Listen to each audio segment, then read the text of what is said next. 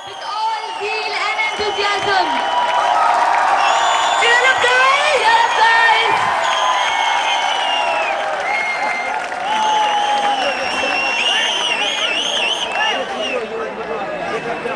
बहुत बहुत शुक्रिया इन दो सुदर्शन महिलाओं का।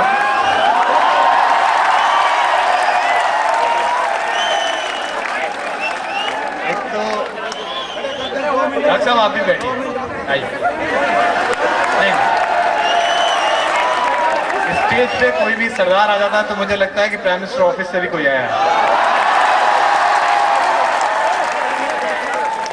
एक तो ऑडियंसेस पे लाइट डाल दीजिए, क्योंकि ये बच्चे हैं, इनका भरोसा नहीं है क्या करना। पीछे भी जो लोग हैं वो भी न केवल हिंदुस्तान की बल्कि दुनिया की सर्वश्रेष्ठ युवा वैज्ञानिक प्रतिभा को हिंदी कविता की ओर से प्रणाम करता हूं, आपको नमस्कार करता हूं। मुझे मालूम है आदमी कितना भी जीनियस हो, अपनी झूठी बड़ाई सुन के ऐसे ही खुश होता है, जैसे आप लोग खुश हुए हैं। इस बीच कुछ और लोग आ गए हैं, आप लोग समय पर आए हैं, हम जल्दी शुरू हो गए, हम माफी चाहते हैं आपसे। भारतीय आदमी जब तक देर से नहीं आए तब तक पता ही नहीं चलता कि अपना ही है कि पराया है। वर्ल्ड ट्रेड टावर जब खुला ही खुला था तभी उस पर हमला हो गया, ऑफिस तब खुला ही था, इसीलिए कोई भी भारतीय नहीं मरा, क्योंकि टाइम पे गया ही नहीं था।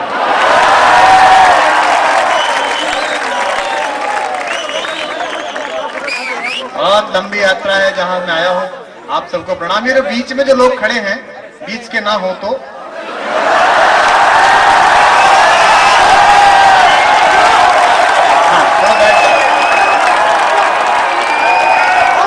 अब व्यवस्था छोड़ दो, अब मुझ पे छोड़ दो साहब। अच्छा, एक बार जितने लोगों, सब एक बार हाथ उठा के जोरदार तालियां बजा दो, कार्यक्रम शुरू करते हैं। Thank you, love you all, आप सबका बेहद बेहद शुक्रगुजार हूं। अब आप व्यवस्था बिल्कुल बंद कर दीजिए, मैं अपने आप बना लूंगा। मेरे को इसी काम के लिए बुलाया जाता है कि पहले बनाओ फिर बिगाड़ो। बहुत बढ़िया व्यवस्था है, इधर सूखाग्रस्त है, इधर हिलोर है।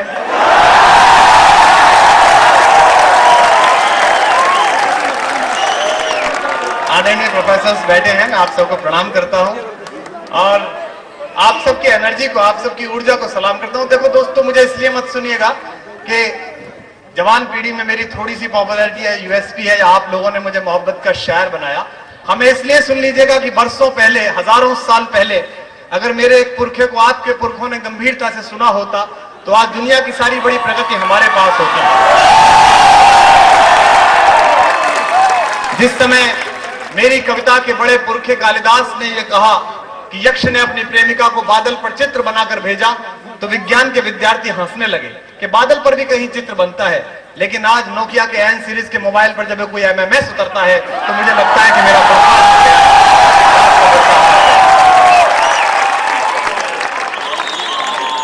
लाखों की भीड़ है, इसलिए लाखों की हजारों तो आप हैं। अच्छा, पीछे देर में समझ में आई,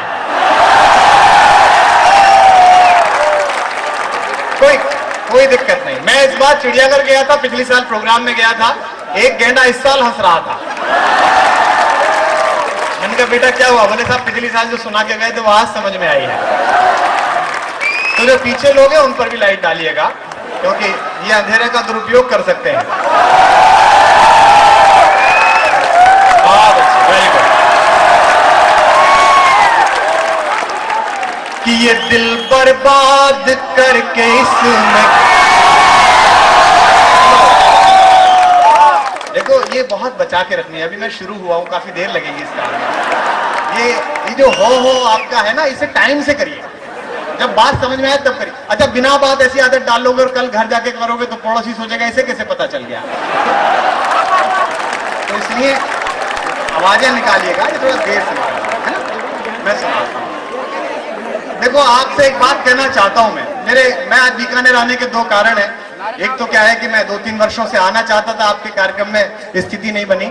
एक व्यक्तिगत कारण यह है कि मेरी बहन यहाँ पर डॉक्टर इंदू हैं और उनके पति देवेंद्र जी यहाँ पर एडिशनल एसपी हैं, तो उस परिवार से मिलना था। एक बात ध्यान से सुन लीजिएगा मैं इंडियन इंस्टीट्यूट ऑफ मैनेजमेंट जश्न में गया था अभी 15-20 दिन पहले लखनऊ में। वहां भी लड़कों से कह के आया कि सॉफ्टवेयर बनाओ चाहे हार्डवेयर सुधारो, लेकिन देसी रहो, भारतीय रहो, क्योंकि देसी रहने में ही हमारी सफलता है 125 करोड़ लोग की।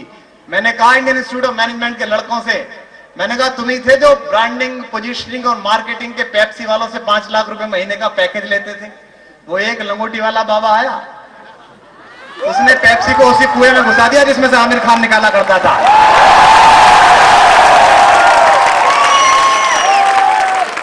और मैंने कहा ध्यान रखना, ये तो लंगोटी वाला है, वरना भारत में नागा बाबा भी होते हैं। तो जो करो देसी रहो, इंडियन रहो, भारतीय रहो। मैंने तो जो कुछ किया देसी किया। आदरणीय आप भी बैठ जाइए सर प्लीज। ईश्वर ने खड़े रहने के लिए पैर दिए तो टिकाने के लिए भी कुछ दिया स्कॉर्पियो।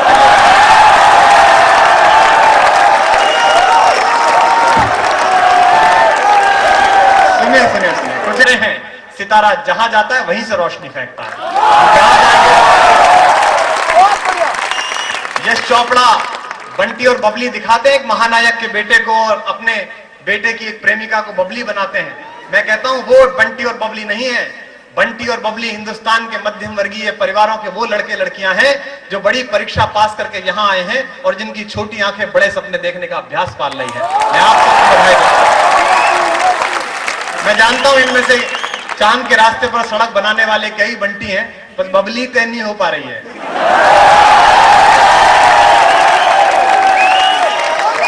सुनिएगा, 4 पंक्तियां सुनाता हूं।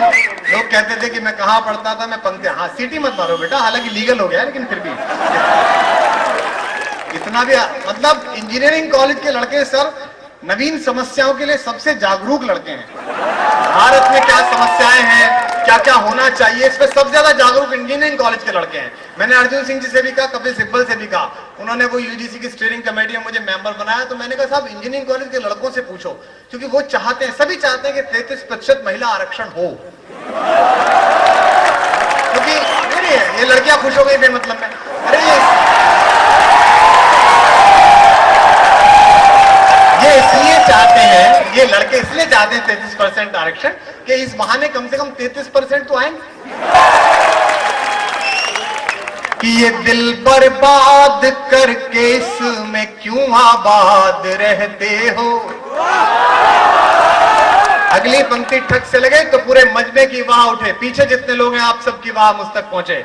दूर तक लोग हैं, यकीनन दूर तक लोग बैठे हैं, मुझे दूर का दिखाई नहीं देता, तो पता नहीं चल रहा कि मनुष्य हैं कि गमले रखवा रखे हैं।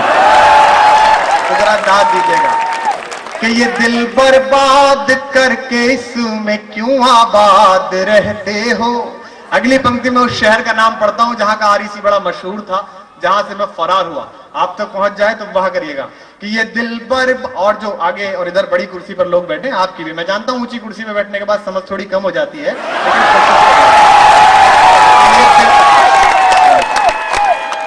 कि ये दिल, देवेंद्र जी मैं क्या करूं, मैं अच्छी बातें करता ही नहीं हूं। मैं अच्छी बातें करूं थोड़ा तो ऐसा लगता है जैसे दरोगा लूना पे बैठ के जा रहा हूं। ये दिल बर्बाद करके इसमें क्यों आबाद रहते हो। उठाना अगला मिसरा। ये दिल बर्बाद करके इसमें क्यों आबाद रहते हो। कोई कल कह रहा था तुम इलाहाबाद रहते हो।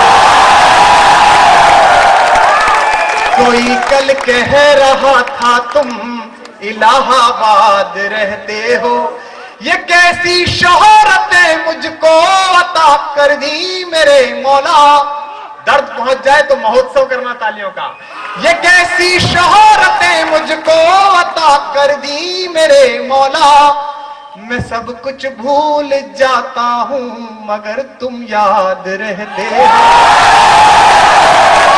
मैं सब कुछ भूल जाता हूं मगर तुम याद रहते हो। और ये जो पीड़ित समाज है लड़कों का, मैं इसकी ओर से 4 पंक्तियां, मैं आपकी ओर से 4 पंक्तियां उस समाज को सौंपता हूं जिनका अनुदान आप मांगते रहते हैं। कि पनाहों में, देखिए सर इन लड़कों का कोई दोष नहीं है। ईश्वर ने सौंदर्य एक ऐसी व्यवस्था बनाई है कि बड़ा बड़ा ऋषि मुनि विचलित हो जाता है। विश्वामित्र जैसे मुनि 10-10 हजार साल तपस्या करते थे और इंद्र एक डेपुटेशन पे मेनका भेज देता तो सारा प्रोजेक्ट फेल हो जाता। सौंदर्य चीज ही ऐसी है। आधा घंटा योग सीखने गई थी मल्लिका शेरावत, बाबा की एक आंख पूरी आज तक नहीं खुल रही, वहीं बंद करो।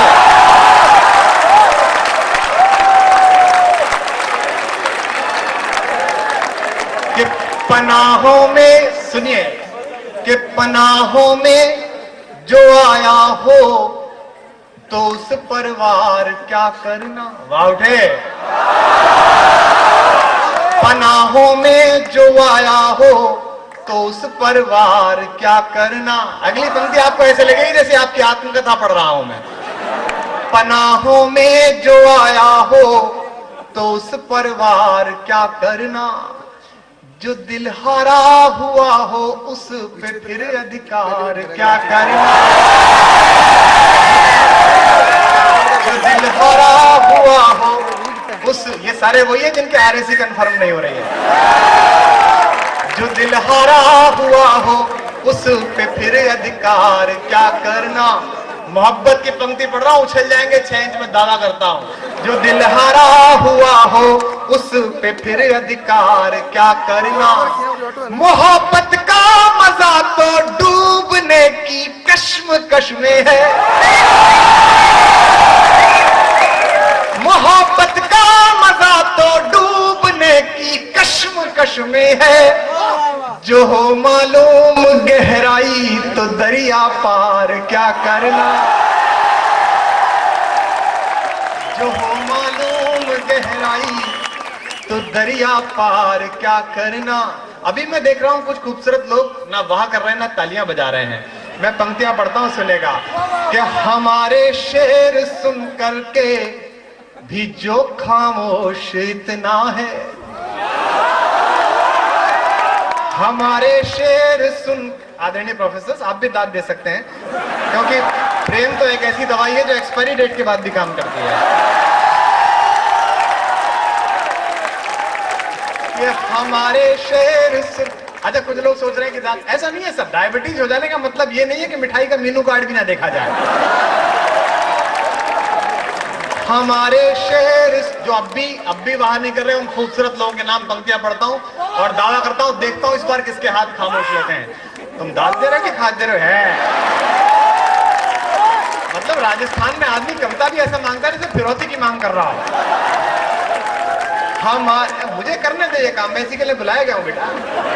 हमारे शेर सुन करके भी जो खामोश इतना, ये तो मुझे पता है। वंस मोर और मजा आ गया, ये आवाजें तो तब भी निकली थी जब मैं पैदा हुआ था। कि हमारे, अब वो मेरे बीच में बोल रहा है। देखो आप, मैं तुम्हारी किस बात का जवाब दूंगा यार। ये आपका शहर है, आपका घर है, आपकी गली, और अपनी गली में तो हाँ मजे लो बस। हमारे शेर सुनकर, बहुत अच्छा बच्चा है जिसकी भी पांडुलिपि है, मैं इसके लेखक को प्रणाम करता हूं। अच्छा, ये नहीं, बच्चों के साथ यही दिक्कत है, पहले इन्हें बोलना सिखाओ, बाद में चुप रहना। दोनों में मेहनत लगती है। लेकिन ये जिसका भी बच्चा है और इस जैसी कविताओं पर दाद दे रहा है, इससे पता चलता है कि इसका भविष्य उज्ज्वल है और घर वालों का अंधकारपूर्ण।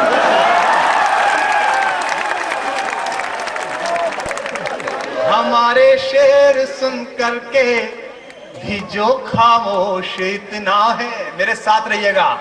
हमारे शेर सुन करके भी जो खामोश इतना है। खुदा जाने गुरूर हुस्न में मदहोश कितना है। खुदा जाने गुरूर हुस्न में मदहोश कितना है। किसी प्याले से पूछा है सुराही ने सबब मैं का। अब दाद उठे। किसी प्याले से पूछा है सुराही ने सबब मैं का। जो खुद बेहोश हो वो क्या बताए होश कितना है।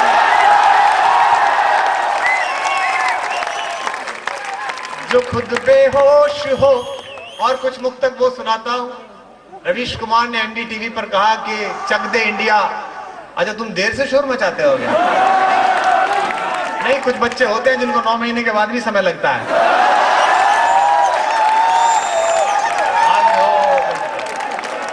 रवीश कुमार ने एनडीटीवी में कहा कि अगर चलते इंडिया हिंदुस्तान के खेलों का एंथम है तो कुमार विश्वास की ये पंक्तियां हिंदुस्तान की मोहब्बत का एंथम है इन दिनों।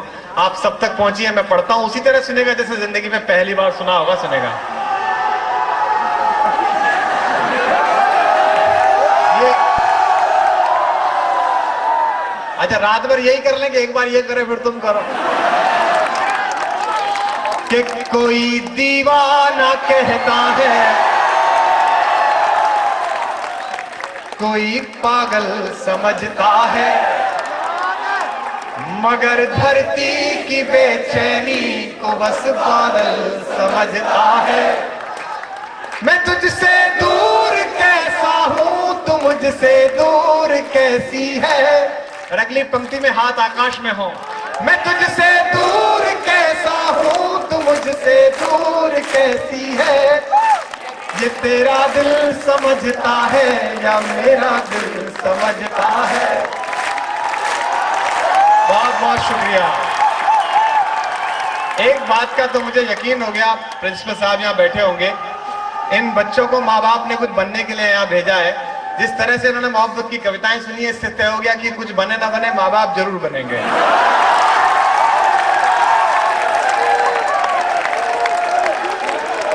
कि मोहब्बत एक, चलो हाँ एक तरफा चलने दो, मेरी इधर से आने दो। कि मोहब्बत एक एहसासों की पावन सी कहानी है। कोई खास इसमें कविता नहीं है। हर जनरेशन, हर युग अपनी अलग आवाज ढूंढता है। 70 के दशक में देश को गुस्सा था तो हिंदुस्तान की फिल्मों ने सलीम जावेद के आईने से एक अमिताभ बच्चन ढूंढ लिया। पूरे 20-30 साल हिंदुस्तान की कविता को नई जनरेशन नहीं मिल रही थी। आपकी मोहब्बतों को सलाम, जिसकी वजह से दुनिया के हर हिस्से में आपने मुझे पहुंचाया। मैं आपको प्रणाम करता हूँ, सचमुच नमस्कार करता हूँ। सुनेगा कि मोहब्बत एक, पप्पू बेटा बैठ जाओ कहीं भी। अच्छा सुनो, जब पुरुषों में ही बैठना तो कहीं बैठ जाओ, इसमें क्या सिलेक्शन कर रहे हो? सब एक जैसे हैं, होता है। वो सुन भी गलत दिशा से रहा है ना। कि मोहब्बत एक एहसासों की पावन सी कहानी है। कभी कबीरा दीवाना था, कभी मीरा दीवानी है। यहाँ सब लोग कहते हैं मेरी आंखों में आंसू है। जो तू समझे तो मोती है, जो ना समझे तो पानी है। और आपसे कहता हूं अपने राज को अपने पास रखना, दूसरों तक न जाए, क्योंकि वो जिसका तीर चुपके से जिगर के पार होता है। अब गाओ। वो जिसका तीर चुपके से, ऐसा लगता है सब मुरारी बाबू की कथा में से आए। वो जिसका तीर चुपके से जिगर के पार होता है। और मैं आज भी कहता हूं कि मेरी आंखों में मोहब्बत की चमक आज भी है। मेरी आंखों में मोहब्बत की चमक आज भी है, हालांकि उसको मेरे प्यार पे शक आज भी है। मेरी आंखों में मोहब्बत की चमक आज भी है, हालांकि उसको मेरे प्यार पे शक आज भी है। नाव में बैठ के धोए थे उसने हाथ कभी, पूरे तालाब में मेहंदी की महक आज भी है। वो जिसका तीर चुपके से जिगर के पार होता है। और आदरणीय प्रोफेसर्स, ये तो एनर्जी है। आपके आशीर्वाद से जिधर भी लग जाएगी उधर भारत निर्माण हो जाएगा, चाहे घर में हो चाहे बाहर हो। दोस्तों, कार्ल लुईस दुनिया का सबसे तेज धावक है। मैंने उसका इंटरव्यू देखा था डिस्कवरी पर। उससे पूछा था इंटरव्यू लेने वाले ने कि आप बचपन से तेज दौड़ते थे? उसने कहा 10वीं तक तो मैं दौड़ता ही नहीं था। आप जानते कि एथलीट अगर शुरू के 15 साल ना दौड़े तो उसका शरीर शेप अप नहीं हो पाता। लेकिन मेरे एक टीचर थे, मेरे एक गुरु थे, जो जानते थे कि मेरे अंदर एक बड़ा धावक छुपा है। वो मुझे मैदान तक लाए और वो ये भी जानते थे कि मैं मन ही मन क्लास में पढ़ने वाली जैनी नाम की एक लड़की को पसंद करता हूँ। वो मुझे एथलेटिक्स के मैदान तक लाए और 100 मीटर के रिबन के पीछे जैनी को खड़ा किया और सारे धावकों के बीच मेरे कान में कहा कि लुइस, अगर तू पीछे रह गया तो जैनी को कोई और छू लेगा। जैनी चली गई, लुइस आज तक दौड़ रहा। इसे मोहब्बत कहते हैं कि वो जिसका किसी को देखने के लिए एक पल काफी है, किसी को पसंद करने के लिए एक दिन काफी है, किसी को मोहब्बत करने के लिए एक साल काफी है, लेकिन उसे भूलने के लिए एक जिंदगी छोटी है। आप पहली 3 प्रक्रियाओं में हैं, मैं आखिरी प्रक्रिया में हूं, अंतर पड़ता हूं, सुनेगा कि वो जिसका तीर चुपके से जिगर के पार होता है, वो कोई गैर क्या अपना ही रिश्तेदार होता है। वो कोई गैर क्या अपना ही रिश्तेदार होता है। किसी से अपने दिल की बात तू कहना न भूले से, किसी से अपने दिल की बात तू कहना न भूले से, यहाँ खत भी जरा सी देर में अखबार होता है। और कहता हूं कि समंदर पीर का अंदर है लेकिन रो नहीं सकता। ये कीर्तन चाहे मत करो लेकिन वहां करो। हाँ, इससे क्या होता है, इससे पता चलता है कि सुनना है। मैं मेरठ के मुशायरे में गया था, वहां एक कवित्री ने 5 गजलें सुनाई, सामने एक चौधरी साहब बैठे हुए थे। उन्होंने कहा लाली ये सब तो ठीक है, अब तो कोई गजल वजह से सुना दे। वो बोली कि यो गजल ही तो थी। बोले अच्छा यो गजल थी तो वाह वाह वाह वाह वाह वाह। तो अगर समझ आए तो बाहर करें कि समंदर पीर का अंदर है लेकिन रो नहीं सकता। एक तो राजस्थान आते ही मुझे वैसे ही डर लगता है। क्या है कि आप इतने संस्कारी, राजस्थान, मध्य प्रदेश बहुत संस्कारी जगह है। मैं उत्तर प्रदेश से आया हूँ, खासकर मेरठ कमिश्नरी से। आप लोगों के यहाँ 16 संस्कार होते हैं, हमारे यहाँ एक होता है अंतिम। बहुत ही अजीब सी जगह है हमारी। विश्व में आप क्या क्या व्यवस्थाएं कर रहे हो कि वर्ल्ड क्राइम कॉन्फ्रेंस में मेरे जिले गाजियाबाद का 3रा नंबर था, लेकिन हम लोग मेहनत कर रहे हैं, इंशाल्लाह एक दिन टॉप भी हम ही लोग करेंगे। मतलब वहां मुझे राजस्थान के लोग चिल्लाते रहते हैं। मेरा राजस्थान का कवि मित्र है वीर रस का, बोले हम वीर। मैंने कहा तुम वीर क्यों? बोले हम महाराणा प्रताप के स्टेट की फोटो स्टेट। मैंने कहा हम यूपी वाले वीर। बोले नहीं आप वीर नहीं हो, हम वीर हैं। मैंने कहा तुम वीर क्यों? बोले हम राजस्थानी इसलिए वीर के हम बात पर जान दे देते हैं। मैंने कहा यूपी आना, हम बिना बात दे देते हैं। खेल खेल में कट्टा चला 2 मरे, इतने तो हम खेल कूद के मार लेते हैं। आप लोगों के संस्कार से डर लगता है, इसमें मन से सुनिएगा कि समंदर पीर का अंदर है लेकिन रो नहीं सकता। ये आंसू प्यार का मोती है, इसको खो नहीं सकता। और राजस्थान की खुददारी के नाम 2 पंक्तियां, मोहब्बत करो तो इस खुददारी से करना। ये आंसू प्यार का मोती है, इसको खो नहीं सकता। मेरी चाहत को दुल्हन तू बना लेना मगर सुन ले, मेरी चाहत को अपना तू बना लेना मगर सुन ले। जो मेरा हो नहीं पाया वो तेरा हो नहीं सकता। जो मेरा हो नहीं पाया। आइए सर,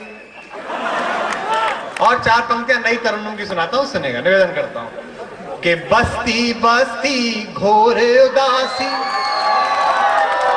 अच्छा ये संयोजक लोग हैं, इनका काम इनकी समझ में आनी है, हो करना है तो तय करके बैठे हैं। वो क्लास में जब स्कूल में सुबह सुबह जनगणमन होता है ना, तो उसमें कुछ बच्चे तो जनगणमन गाते हैं, कुछ बच्चे जो टांग खुजाते रहते हैं वो इस बात की प्रतीक्षा करते हैं कि जय हो कब आएगा। वो जब सब निपट जाता है तो वो जोर से बोलते हैं जय हो जय हो। बाकी टाइम वो लड़कियां देखते रहते हैं। तो ये वही वाले हैं। निवेदन कर कि बस्ती बस्ती घोर उदासी। देखो हमारी क्या है, यूपी में पढ़ाई लिखाई शिक्षा नीति भिक्षा नीति के बराबर है। मेरी बचपन में शिक्षा ऐसे स्कूलों में हुई, हिंदी में बड़ा कंफ्यूजन था। राम स्वरूप बीमार हुए फल स्वरूप मर गए। मैं 3 दिन कंफ्यूज रहा कि यार ये राम स्वरूप बीमार हुए तो फल स्वरूप क्यों मर गए। फिर मैंने सर से पूछा, मैंने कहा गुरुजी ये राम स्वरूप बीमार हुए फल स्वरूप क्यों मर गए? अरे बोले पागल, इसका मतलब ये है कि राम स्वरूप बीमार हुए, फल स्वरूप मर गए। इसका अर्थ ये है कि राम स्वरूप बीमार हुए, परिणाम स्वरूप मर गए। मैंने कहा ले अब के तीसरा मर गया है। कंफ्यूजन फैला रखा।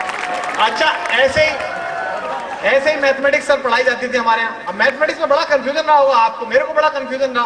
वो तुली साहब की किताबें आती थी, मान लो, बाप की मान नहीं रहे, तेरी मान ले, मान लो। अच्छा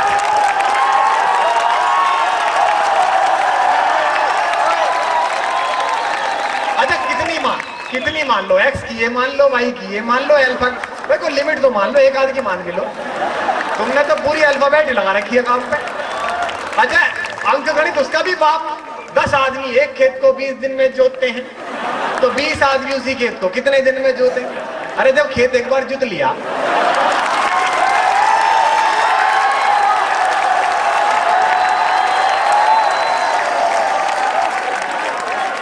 तो भाई ये बताओ कि कितनी बार जोतोगे? काम खत्म। मेरे दादा ने भी जोता, पिताजी इसी काम पे लगाए, मैं भी इस काम पे लगा दिया। अब खेत जुत गया, बीज बो। अच्छा, इतिहास का बड़ा प्रॉब्लम था, इतिहास का, हिस्ट्री। मैं तो इसी चक्कर में आईएएस साहब मैंने कुछ दिया ही नहीं। इतिहास कौन याद करे? उसका बाप कौन, उसका बाप कौन। 3 तो पानीपत की लड़ाइयां। यहाँ तो इतने तेज लड़के लड़कियां होंगे कि बाप का नाम पूछो तो गूगल में सर्च करते हैं, कहाँ याद करे। हम याद करते फिर इसका बाप ये, उसका कौन याद करता फिर यार। अच्छा, उसमें भी भाषा ऐसी, इतिहास में साहित्य, इतिहास में साहित्य। गांधी जी देश सेवा में 1922 में कूदे, नेहरू जी देश सेवा में 1928 में कूदे। मैंने कहा ये चले क्यों नहीं जाते, कूद कूद कर रहे हैं। वो तो एक दिन लालू जी मिले मुझे, ये सब दुखी है वहीं से। अरे यार कूदे, देश सेवा में कूदे। वो तो मैं एनआईटी पटना के प्रोग्राम में गया, वहां लालू जी चीफ गेस्ट थे। लौटते हुए मैंने उनसे पूछा, वो मुझसे बोले कि मैं देश की सेवा में 1977 में कूदा। तो मैंने कहा है कूदा है, चले क्यों नहीं गए?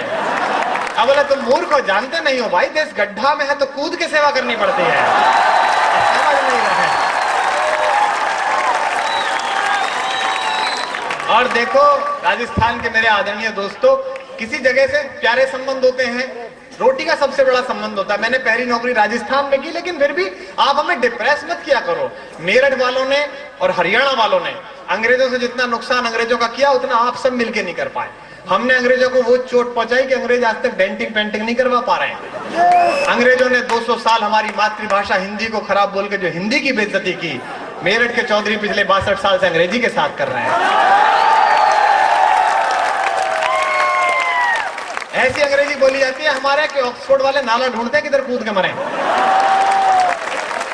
तो मेरा चौधरी दोस्त है कि आईएएस, उसके घर पे मैं गया, लड़की की शादी में आधी रात पहुंचा बाहर से प्रोग्राम करके।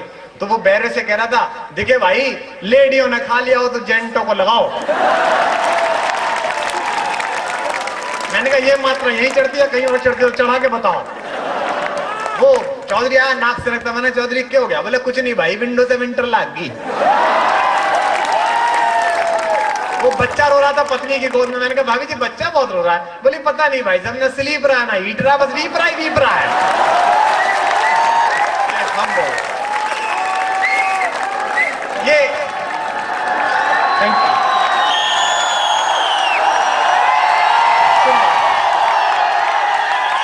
कि भ्रमर कोई, ये हम ही बोल सकते हैं, केवल मेरठ वाले। अब हमारी ये बड़ी बहन इंदू जी मुझसे कहने लगी, कुमार मेरा प्रोनाउंसिएशन ठीक नहीं है। मैंने कहा दीदी मेरा भी वही खराब है जो आपका खराब है, क्योंकि मेरे से तो ये भी नहीं बोला जा रहा है कि भ्रमर कोई कुमुदनी पर मचल बैठा तो हंगामा। बरसों मैंने प्रेम के गीत लिखे और बरसों प्रेम के बारे में कहा, लेकिन जब प्रैक्टिकल किया तो प्रॉब्लम हो गई। भारत एक ऐसा देश है जहां प्रेम में केवल थ्योरी की क्लास चलती है। प्रैक्टिकल के टाइम पे फैकल्टी मेंबर कह देते हैं कि इसके लिए घर जाओ। अच्छा, गुरु अच्छा हो तो कुछ भी करा सकता है दोस्तों। वो जो अर्जुन था ना, अर्जुन, वो उसको भी कुछ और ही समझ रहे हैं। मतलब इंजीनियरिंग कॉलेज का लड़का इतना बदमाश होता है कि कुछ भी कहो समझेगा भाई।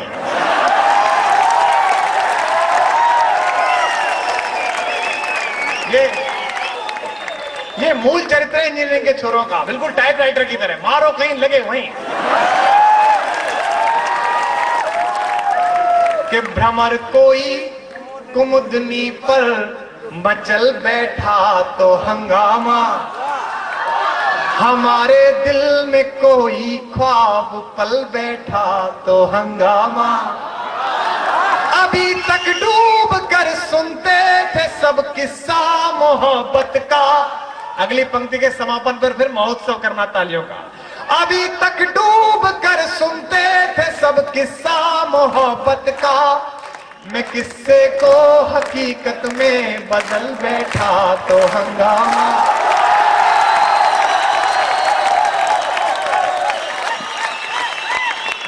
कि जब आता है जीवन में, नई मुक्तक सुनाता हूं। आज आपसे सुनाने का मन कर रहा है, इतना सारा नया मैंने कहीं नहीं सुना है जितना अंदर से मन कर रहा है। आपके नाम पढ़ता हूं, सुनेगा।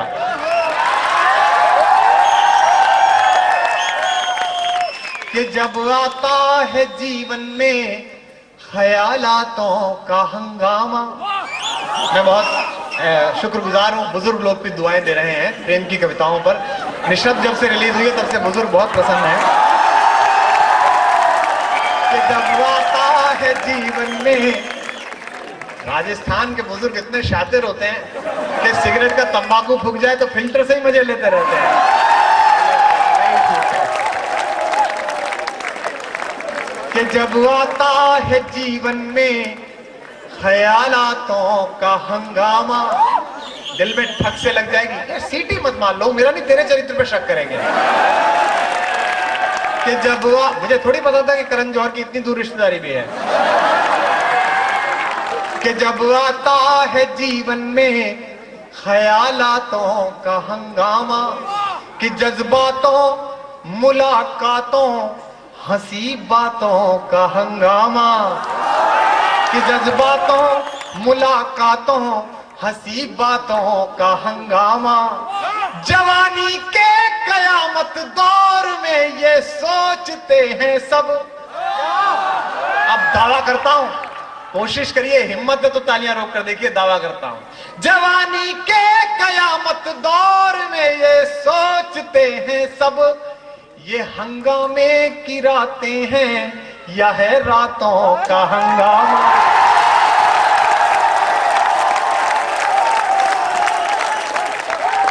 ये हंगामे की रातें हैं या है रातों का हंगामा। और पंक्तियां सुनाता हूं, सुनेगा। कि बस्ती बस्ती घोरे उदा, ये भी फंसी हुई थी वहीं। मेरी कई मुक्तक एक साथ चलती रहती हैं, जैसे बड़े स्टार की एक साथ कई फिल्म चलती रहती है ना, पता नहीं कौन सी पिट गई कौन सी हिट हो गई, तो पता नहीं चलता है कौन सी शुरू है कौन सी खत्म हो गई। लेकिन आप याद दिलाते रहना, क्योंकि मैं तो बुलबुल हूं, मेरा काम है गाते रहना, मैं अगर भूलूं तो तुम याद दिलाते रहना। कि बस्ती बस्ती घोरे उदासी, पर्वत पर्वत खालीपन। मैं दो पीढ़ियों के बीच खड़ा हुआ हूं, इधर वो बुजुर्ग पीढ़ी है जिन्हें हिंदुस्तान को आकार लेते हुए देखा है, इधर वो दोस्त हैं जिन्हें हिंदुस्तान नया बनाना है। इन दोनों के बीच पढ़ रहा हूं, सुनेगा। कि बस्ती क्योंकि दोस्तों सब फैसले होते नहीं सिक्के उछाल के। उदय प्रताप जी मेरे घर के बड़े, उनका कहना है कि सब फैसले होते नहीं सिक्के उछाल के। सब फैसले, ये वाले लड़के नहीं आजकल का जमाना। पहले कैसे होता था, जिया बेकरार है, छाई बहार है, आजा मेरे बाल माँ तेरा इंतजार है। मतलब चौथी पंक्ति पे एजेंडा क्लियर होता था। आजकल तो मतलब कबूतर जा जा जा, पहले प्यार की दूसरी चिट्ठी तीसरी को दिया। एसएमएस भी सेंड टू मैनी को भेजते हैं ये, क्योंकि सब फैसले, और ये सब जानती है लड़कियां की क्या हो रहा है, कि सब फैसले होते नहीं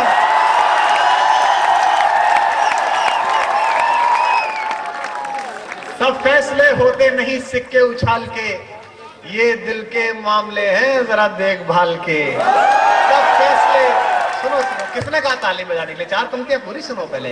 कि सब फैसले होते नहीं सिक्के उछाल के, ये दिल के मामले हैं जरा देखभाल के। और मोबाइलों के दौर के आशिक को क्या पता, मोबाइलों के दौर के आशिक को क्या पता, रखते थे कैसे खत पे कलेजा निकाल के। उदासी, पहले बड़ी वेटिंग लगती थी, बड़ा समय लगता था पहले इन कामों के लिए। मेरे को एक पुराने शायर ने बताया, बोले मैंने अपनी प्रेमिका को 4 साल प्रतिदिन एक पत्र लिखा। मैंने कहा फिर शादी हो गई क्या? बोले नहीं, पोस्टमैन के साथ भाग गई। भाई जिससे ज्यादा इंटरेक्शन था उसके साथ निकल ली वो उसमें क्या है? कि बस्ती बस्ती घोर। पहले लड़के की हिम्मत नहीं पड़ती थी। एक गया बाप के पास, बोले साहब मैं आपकी लड़की से पिछले 20 साल से प्रेम करता हूँ। तो बाप ने पूछा कि क्या चाहता? बोले शादी करना चाहता हूँ। तो लड़की का बाप बोला मैं तो डर गया कि पेंशन मांगने तो नहीं आ गया। कि बस्ती बस्ती घोर उदासी, पर्वत पर्वत खालीपन। फिर वहां उठे कि बस्ती बस्ती घोर उदासी, पर्वत पर्वत खालीपन। आइए भाई साहब, नहीं ऐसा खा ले जाइए बच्चों। इससे पता चलता है कि घर में भी यही खिलाते हैं।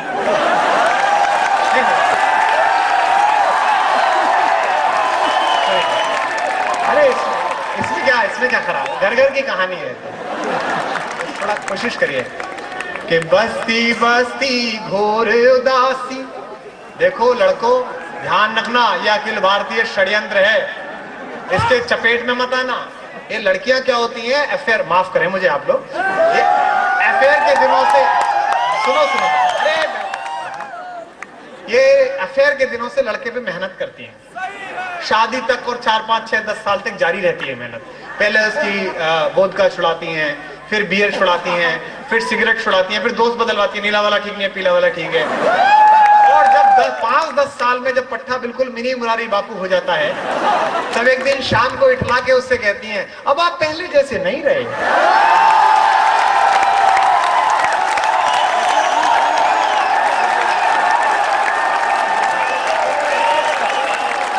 अरे मैंने कहा ये पहले जैसा रहा क्या? इसका तूने पूरा सिस्टम तो फॉर्मेट मार दिया, किसका सॉफ्टवेयर चढ़ रहा है? कि बस्ती बस्ती घोर उदासी, पर्वत पर्वत खालीपन। मन हीरा बेमोल लुट गया, घिस घिस रीता तन चंदन। अगली पंक्ति आधी आपके कलेजे पर लगे तो सबकी बाह उठेगी कि मन हीरा बेमोल लुट गया, घिस घिस रीता तन चंदन। इस धरती से उस अंबर तक दो ही चीज गजब की है, संभालना।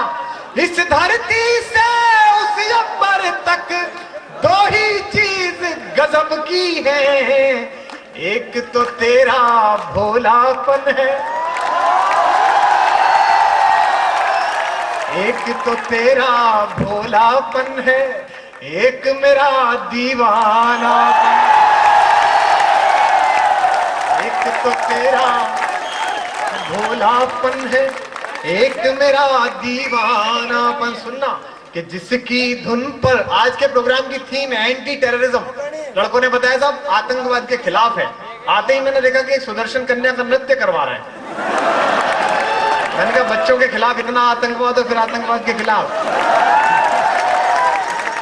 कि जिसकी धुन पर दुनिया, और जितनी भी लड़कियां बैठी हैं, प्रकृति के नियम बदल सकते हैं, पुरुष का मूल चरित्र नहीं बदल सकते। भगवान राम जानते थे, रामचंद्र जी जानते थे कि पुरुष होता ही ऐसा है, वो कहीं ना कहीं कोई ऐसा काम करेगा तो 2 कौड़ी का निकलेगा। इसलिए वो रामचंद्र जी अपनी सेना में, आप क्यों वो खुश हैं?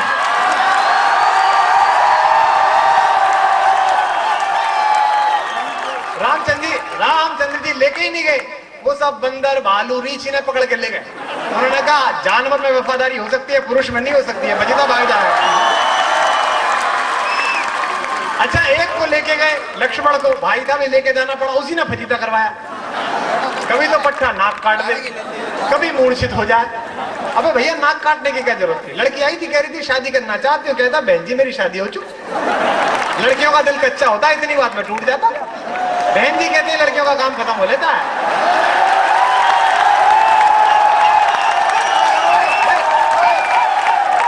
क्या? अच्छा ये बताओ, इतना आतंकवाद फैलाने की क्या जरूरत थी? इतना आतंकवाद करने की क्या जरूरत थी बताइए? अच्छा लड़की तो फिर भी, लड़का बात अलग है, उसको कितनी बार भी भैया कह दो फिर भी 2-4 साल चक्कर काटता है।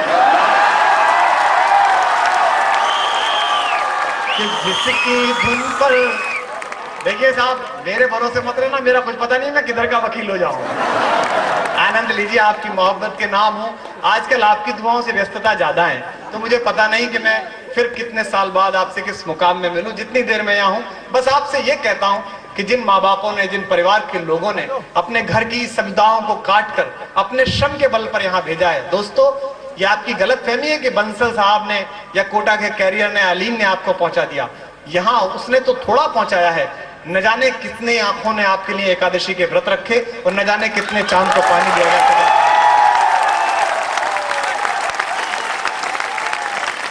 कि जिसकी ईश्वर आपको पूरी दुनिया का मालिक बनाए, लेकिन जिंदगी में इतने बड़े मत बन जाना कि जिन्होंने आपको बड़ा बनने के लिए यहां भेजा है वो आपको छोटे लगने लगे, वो आपसे थोड़ा बड़े हैं। कि जिसकी धुन पर दुनिया नाचे, दिल ऐसा एक तारा है, आपकी मोहब्बत मिले। जिसकी धुन पर दुनिया ना, आदि पंक्ति मैं बोलूंगा, अगली इस मुक्तकी और आदि आप सब बोलेंगे। आज से 10 साल पहले कवि सम्मेलन के बड़े महारथी कहते थे नए लड़के लड़कियां कविता नहीं सुनते। मैंने कहा कि अगर मन से रोया जाए तो फूटी आंख से भी आंसू निकलते हैं। कि जिसकी धुन पर, इसका मतलब ये नहीं है कि तुम कल फुड़वा लो। जिसकी धुन पर दुनिया नाचे, दिल ऐसा एक तारा है, अगली आदि बोलना। जिसकी धुन पर दुनिया नाचे, दिल ऐसा एक तारा है। अब बोलना कि जो हमको भी प्यारा है और जो तुमको भी प्यारा। बोल भाग्य बिहारी लाल की। कितने धार्मिक बच्चे हैं बताइए। कि जो हमको भी प्यारा है और जो तुमको भी प्यारा है। दार जी मजा आ रहा नहीं आ रहा? हमारे पाजी बेटे में पीछे 1.25 लाख के बराबर है, और इतना शालीन सरदार है कि मुस्कुराने से पहले भी एक बार महिला की ओर देख लेता है।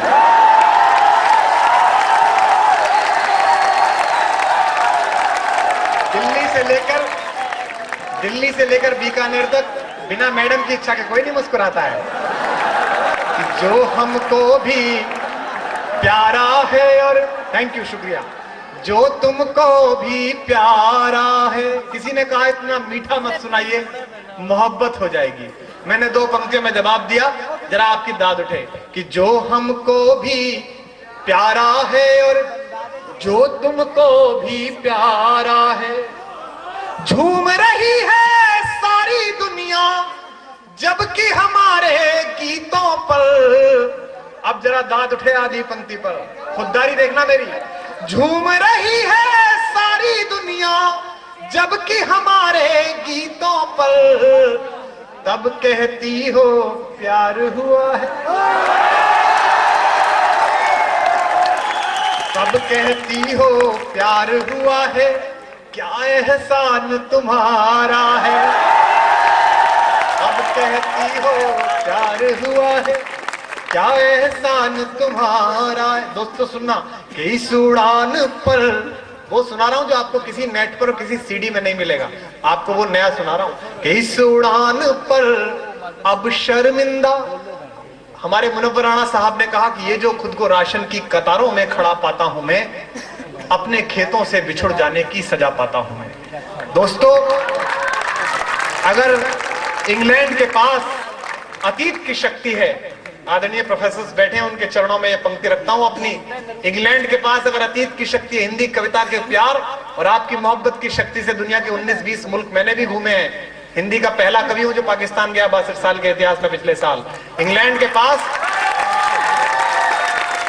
अगर इंग्लैंड के पास अतीत की शक्ति है, अगर इंग्लैंड के पास अतीत की शक्ति है, जापान के पास तकनीक की शक्ति है, चीन के पास श्रम की शक्ति है, अमेरिका के पास डॉलर की शक्ति है, तो हिंदुस्तान के पास केवल परिवार और संस्कार की शक्ति है।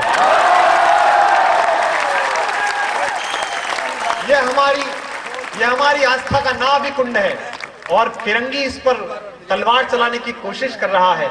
यह आकाश से उतरते हुए 204 चैनल मेरे और आपके घरों तक वो संस्कार पहुंचाने की कोशिश कर रहे हैं जो आपके और मेरे घर के नहीं है। पूरे देश का मूर्ख बनाया जा रहा है 125 करोड़ लोगों का, और कोई अखबार नहीं बोल रहा है। अखबार के लोग बैठे होंगे, माफ करें मुझे यहाँ, ये श्रमजीवी पत्रकार है, लेकिन इनके पीछे खड़े हुए उद्योगपति मेरा और आपका सच बोलेंगे। जो अपनी राज्यसभा की सीट के लिए राजनीतिक लोगों के दरवाजे पर सिर झुकाते हो, तो मेरा और आपका सच बोलेंगे। पूरा देश पागल हो गया। स्वयंवर माता सीता का देखा था, सुपर्णखा का पहली बार स्वयंवर देखा। 1.5 महीने से स्वयंवर। अच्छा वो मुंह धो लो तो वो तो खुद ही स्वयं ही वर है। अगर वो ढंग से मुंह धो ले तो वो तो स्वयं ही वर लगती है, उसका क्या स्वयंवर। अब वो बोले राहुल महाजन स्वयं वधू करेंगे। मैंने कहा अलग अलग क्यों करा रहे, उन दोनों की करा दो। राज ठाकरे भी खुश हो जाएगा, उत्तर भारतीय का मुद्दा निपटा। अजीब देश है साहब। बोले 10 फाइनलिस्ट हैं और चर्चा एनडीटीवी क्या कर रहा है। एनडीटीवी जैसा बड़ा चैनल, देखिए इनमें और ऐश्वर्या राय के जो शादी हुई थी उसमें काफी समानता है। नीता लुल्ला ने इनकी ड्रेस डिजाइन की, नीता ने इनकी की, इनकी ज्वेलरी गीताश्री ने की, इनकी भी ज्वेलरी। मैंने कहा काफी समानता है दोनों में भाई। मार्केट तो एक ही है, एक ग्लोबल है एक लोकल है, बाकी समानता तो दोनों की एक ही है।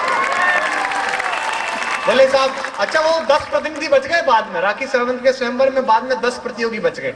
बोले साहब ये हजारों में से 10 चुने गए हैं, ये लास्ट में दूल्हा बनने के लिए 10 हैं। मुझे बंबई में कई लाखों लड़के मिले जिन्होंने कहा कि दूल्हा तो बन चुके थे, प्रतियोगी नहीं बन पाए। पूरा देश इस मुद्दा पर लगा दिया गया। कोई बात नहीं, कोई जल्दी नहीं, कल समझ में आ जाएगी, कोई जल्दी नहीं। सुनेगा, निवेदन करता हूं आपको, आप सब जिस मस्ती के साथ सुन रहे हैं, निवेदन करता हूं कि इस उड़ान पर अब शर्मिंदा मैं भी हूं और तू भी है। मैं भी हूं और तू भी है, इस पंक्ति को याद रखिए। और इस सफलता के पीछे का दर्द जिन्हें कविता समझ में आ जाती है उनकी वहां मिलेगी कि इस उड़ान पर अब शर्मिंदा मैं भी हूं और तू भी है। आसमान से गिरा परिंदा मैं भी हूं और तू भी है। आसमान से गिरा परिंदा मैं भी हूं और तू। सबसे अच्छी कविता की पंक्ति पढ़ रहा हूं, जो आपको पहुंच जाए तो तालियों से सूचित करना। आसमान से गिरा परिंदा मैं भी हूं और तू भी है। छूट गई रास्ते में जीने मरने की सारी कसमें। अब समझना, छूट गई रास्ते में जीने मरने की सारी कसमें।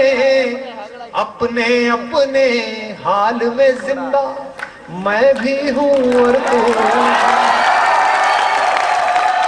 अपने अपने हाल में जिंदा मैं भी हूं और तू भी है। एक नया गीत आपको सुनाता हूं, और इसलिए सुना देता हूं, बहुत सारी डिमांड है कि पगली लड़की सुना दीजिए, वो तो आपने नेट पे सुन रखा है, आप नया कुछ सुन लीजिए, ऐसा मेरा मन है। बाकी जो नेट पे सुनते हैं वो तो रोज ही सुनते हैं। हालांकि आपका गीत है पगली, 4 मांग है। मैं कोशिश इतनी खराब है देवेंद्र जी, कई सी आदमी की होती है। जैसे अपना संजय दत्त, उसकी कुंडली में भी राहु है, एक ऐसी जगह फंसा है जहां मेरी में फंसा है। वो भी ऐसा ही भाग के लेके आया। पहले बेचारा ऐसी बंदूक लिया इसका लाइसेंस नहीं था, फिर लुगाई ऐसी लिया इसका लाइसेंस किसी और पे। मतलब कोई ना कोई फजीता होता ही रहता है। मैं इसलिए कह रहा हूं कि जो पगली लड़की मेरी कविता है, ये मैंने सही बताता हूं, जब पहली साल जब सिलेक्शन होता है आपका पीईटी के थ्रू, आरईसी के थ्रू, हमारे एमएनआर की तरह होता था। जब पापा मम्मी छोड़ के जाते हैं और ग्लूकोज के पैकेट और पैराशूट का नारियल का तेल रख के जाते हैं आपके कमरों में। हालांकि कुछ दिनों बाद वो जो नारियल का तेल होता है उसकी जगह कुछ और द्रव्य आके रख जाता है, आप सब जान रहे हैं।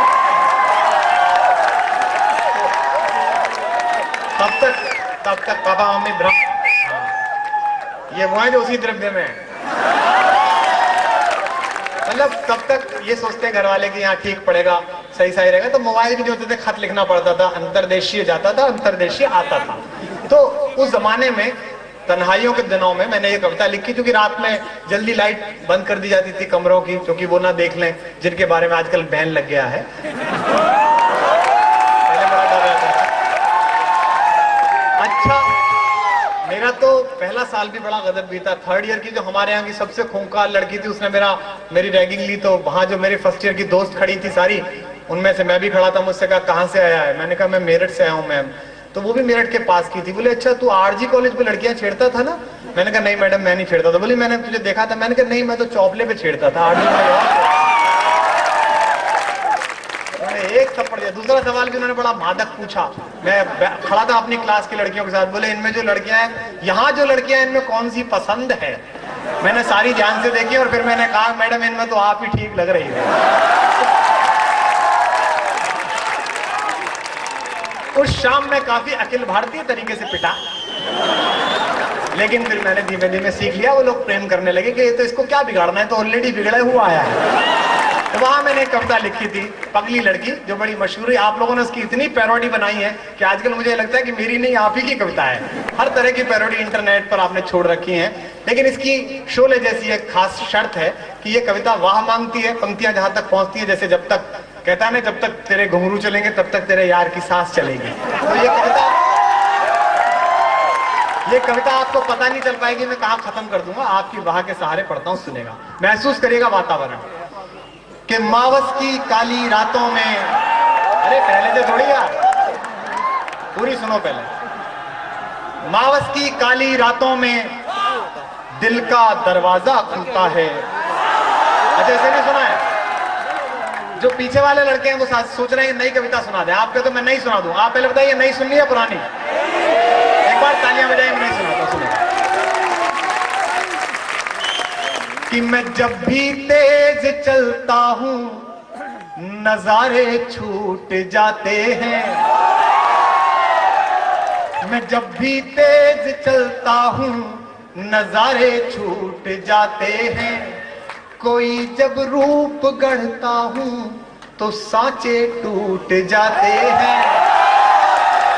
कोई जब रूप गढ़ता हूं तो सांचे टूट जाते हैं।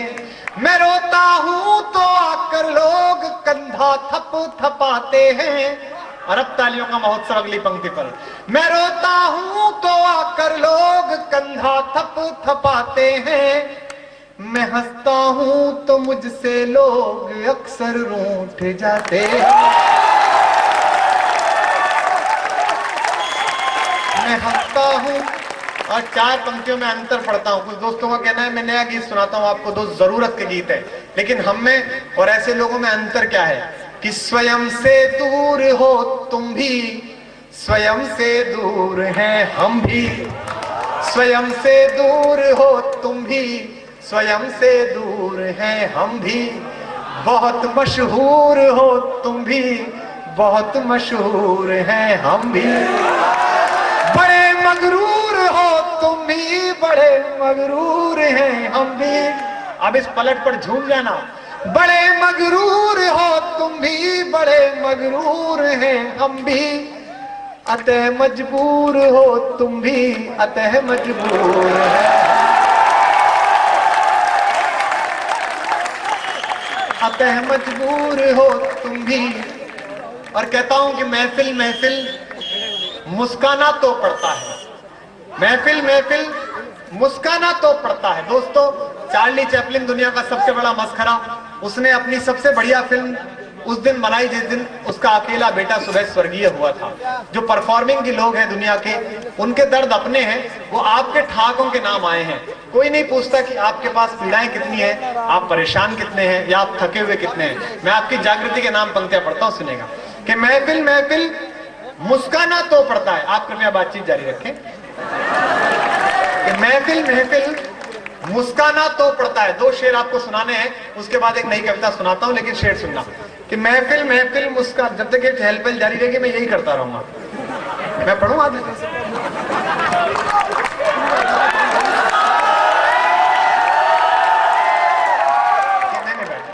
मैं अच्छा, महिलाओं के साथ दिक्कत क्या है कि वो अकेली कभी नहीं जाती हैं। मैं पढ़ूं?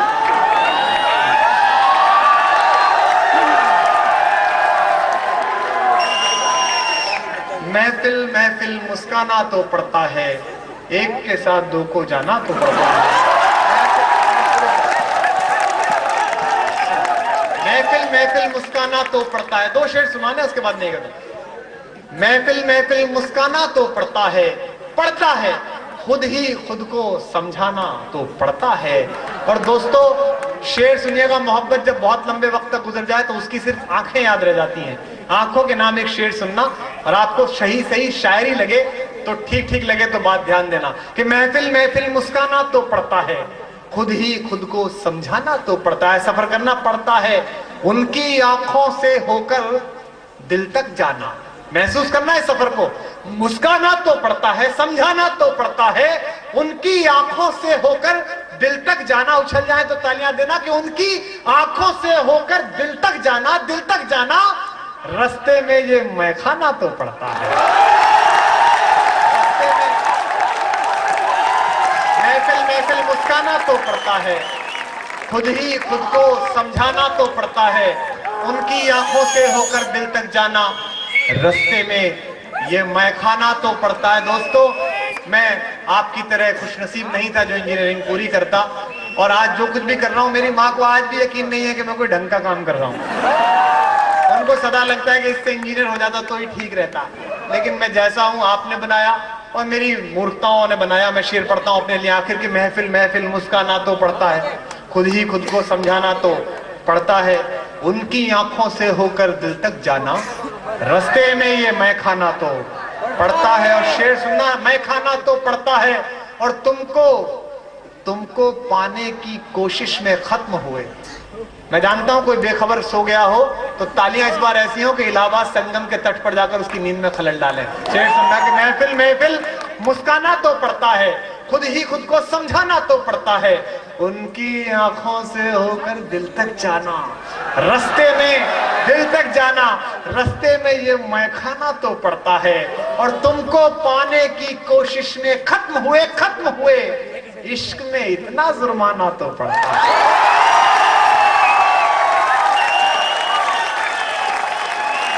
तुमको पाने की कोशिश में खत्म हुए, इश्क में इतना जुर्माना तो पड़ता है, महफिल महफिल मुस्काना तो पड़ता है। एक गीत सुन लीजिएगा, मैंने एक फिल्म में इन दिनों गीत लिखा है, रिलीज मुझे पता नहीं, क्योंकि मैंने लिख दिया तो फिल्म तो क्या रिलीज होगी, लेकिन ऐसा कहा जाता है कि बंबई वो भाषा समझती है जो श्लील नहीं है। यहाँ प्रोफेसर्स बैठे, उन्होंने मुझे इतनी देर सुना है, वो समझ गए होंगे। मैं कवि सम्मेलन से आया हूँ, 2004 में IIT बंबई या IIT BHU के प्रोग्राम में जो बोला था उसे लाफ्टर के चोर 2008 में बोल रहे हैं, 4 साल बाद चुरा कर। मुझसे लोगों ने कहा कि आप क्यों नहीं गए, वो मेरे यहाँ भी आए थे, क्या नाम है उनका, पंकज सारस्वत, उसके डायरेक्टर। उन्होंने कहा कि आप भी चलिए लाफ्टर में, आपको तो हम अनक्राउन किंग पहले एपिसोड से ही कह देंगे। मैंने उनसे कहा कि साहब, हंसाते आप भी हो, हंसाते हम भी हैं, हम में और आप में एक अंतर है, ठीक ठीक अंतर बताया हो तो आपके कबीले और आपके खानदान से गया हूं, मुझे तालियों से बताना कि मैंने बदतमीज ग्लैमर का सही जवाब दिया। मैंने कहा हंसाते आप भी हो, हंसाता मैं भी हूं, आप में हम में अंतर है, आप अमिताभ बच्चन की परंपरा के लोग हो, मैं हरिवंश राय बच्चन की परंपरा का हूं। हमारे यहाँ संस्कार की कुछ सीमाएं हैं, हम शब्दवंशी हैं। मैं जब कवि सम्मेलनों में आया तो मेरे नाराज पिता जो इंजीनियरिंग छोड़ने से मुझसे खफा थे, उन्होंने मुझसे कहा कि बेटा कविता ऐसी सुनाना जिसे पिता अपनी पुत्री के साथ सुन सके और माँ अपने बेटे के साथ सुन सके। मैंने कोशिश की कि मैं हिंदी कवि सम्मेलन के उस संस्कार की रक्षा करूं, और मैंने एक गीत लिखा। जब गया उसमें तो फिल्म के जो म्यूजिक डायरेक्टर थे मुझसे काफी खफा थे कि बाहर से आदमी किसको पकड़ लाए प्रोड्यूसर्स। उन्होंने कहा ये गीत लिखेंगे। सिचुएशन भी बड़ी अशालीन थी। उसकी नायिका उस फिल्म में, दो ही अच्छी बातें, एक अच्छी बात है कि मैंने गीत लिखे। राजस्थान इतना संस्कारी जगह है, यहाँ तो शहरों के नाम के आगे श्री लगाते हैं, श्री गंगानगर, श्री सरदार शहर। अच्छा, हमारे यहाँ तो मेरठ में तो बाप के नाम के आगे नहीं, बोले किसका, बोले रामलाल का। सुनने का निवेदन करता हूँ। तो मैंने एक ऐसी सिचुएशन पर गीत लिखा। इसकी दो ही अच्छी बातें हैं कि मैंने इसमें गीत लिखे, और दूसरी अच्छी बात यह कि इसकी नायिका गांधी जी की एकमात्र शिष्या आदरणीय मल्लिका शेरावत जी हैं। इस देश में गांधी जी की वे अकेली शिष्या हैं, क्योंकि गांधी जी एक वस्त्र प्रयोग में लेते थे, वे फिलहाल 2 काम में ले रहे हैं।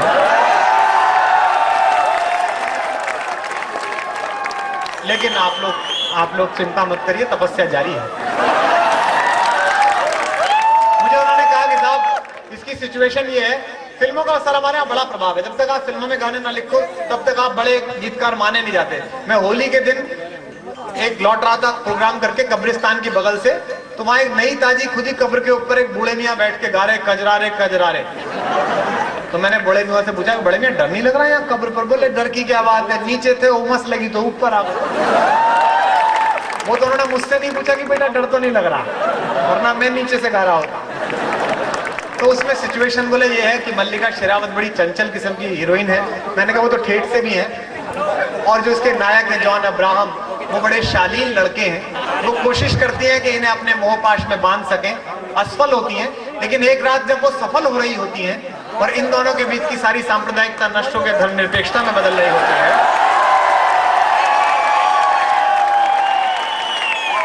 तो बोले ऐसा गीत लिखो जो बैकग्राउंड में बजे। क्या मैं समझ गया कि ये फंसा रहा, लेकिन मैंने ऐसा गीत लिखा जिसे मैं अगर किसी दिन मंदिर में आरती भूल जाऊं तो मैं आरती की जगह पढ़ूं तो ईश्वर मुझसे प्रसन्न हो जाए। मैंने कोशिश की कि मैं कविता की सामर्थ्य की रक्षा करूं। जो लोग सिचुएशन के साथ गीत सुने वो सिचुएशन के साथ सुने, जो इसे कविता की तरह सुने वो कविता की तरह सुने। मैं जानता हूं कुछ लोगों का ध्यान तो सिर्फ सिचुएशन में ही लगा हुआ है। सुनिएगा के बाद नहीं, कई बच्चे होते हैं, वो मेरा जो ड्राइवर है वो मैंने 3-4 कई बार नहीं आता था वो। मैंने कहा कहाँ? बोले साहब वो फिल्म। मैंने कहा कौन सी? बोले शंकर पे। मैं शंकर के सामने गया तो वहाँ खंडहर लगी हुई थी। मैंने कहा तू 19 दिन से 2 कौड़ी की फिल्म को क्या देख रहा है? तो शर्मा के बोला सर ये बड़ी आशावादी फिल्म है। मैंने कहा इसमें क्या आशावाद है? बोले जी इसमें एक सीन है जिसमें रेखा पोखर पे नहा के कपड़े बदल दिए तो उसे ट्रेन आ जाती है। मैंने कहा इसमें क्या घटिया सीन में क्या? बोले मैं सोच रहा हूँ भारतीय ट्रेन है कभी तो लेट होगी साहब।